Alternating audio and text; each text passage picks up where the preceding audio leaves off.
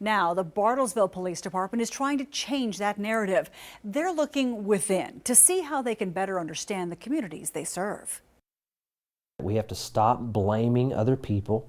We have to look in the mirror and say, okay, what have I done to make things better?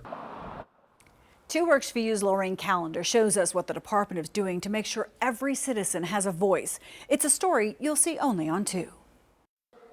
Laurent Carney grew up in the West Side Community Center in Bartlesville. Used to, when you said the West Side, you thought of the black community solely. After spending years in the service, he's back home and recently attended a diversity meeting with the police department. If you get to know who's in that car and that person in that car knows who they're getting ready to talk to approaching, it kind of diffuses a lot of situations real quick. One of the representatives at the meeting was from the African American community, which they tell me makes up about 37% of the city of Bartlesville. We had members of the Hispanic community, the Asian community, the black community, LGBTQ community. Police Chief Tracy Rolls was approached with the idea by Sergeant Jim Waring, who says out of the 24 years he's been on the department, these conversations haven't happened.